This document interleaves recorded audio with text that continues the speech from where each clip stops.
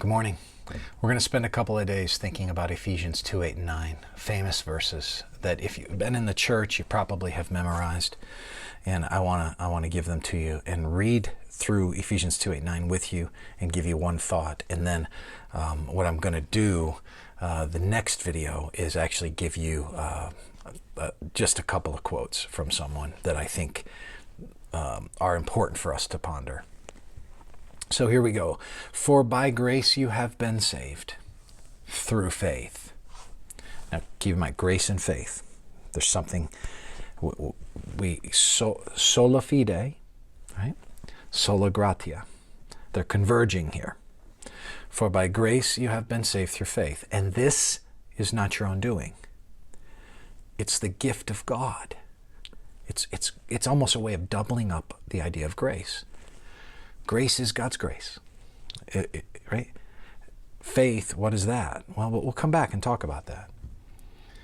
It's the gift of God, not a result of works. It's emphasizing this idea of not about your labor so that no one may boast.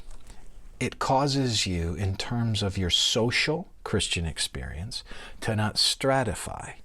You can't look and say, I'm further along than person A, B, or C, and therefore I have a better standing than them. No. We're all equal beneath the cross, and even after we've been redeemed, it's not as though we somehow are becoming greater in our stature in some way. So, for by grace you've been saved through faith, and this not of your own doing. An important observation I like to highlight every time I look at these verses is this. In Greek, the pronouns need to match the nouns in gender. We do the same. We have a kind of pronoun matching the gender of nouns in English at times, right? I wouldn't say Sally went to the store, he's a good girl.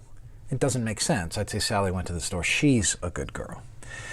In Greek, we need the gender to match. So we find out that grace and faith in Greek are both what's called feminine nouns. Feminine nouns. Now, in English, the word table doesn't have a gender to it.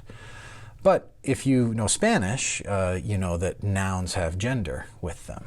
So you can have la or el, right?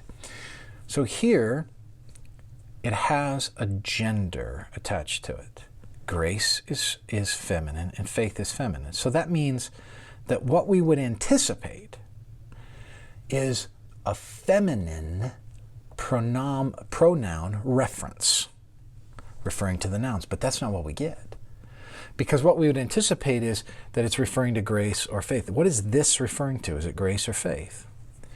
And the answer is that this is a reference to both. That is, it's a reference to the entire salvific experience. I am saved by grace alone, through faith alone, in Christ alone. This is a gift. What does that mean then? It means from top to bottom, your salvation is not wrought by you. It is God's grace, and it is the gift of faith that He is giving you, and you are the recipient of salvation. So it's all grace all the way down. Grace alone, top to bottom. It is God's gift to you, His act of grace to you. So Ephesians 2, 8, 9 is richly teaching us by the emphasis that it's not through our works, but through God's grace. And that whole package, grace and faith, is itself a gift of God. The emphasis is doubled up that it's God's gracious act for you. So thank Him for that today. You're saved by grace alone.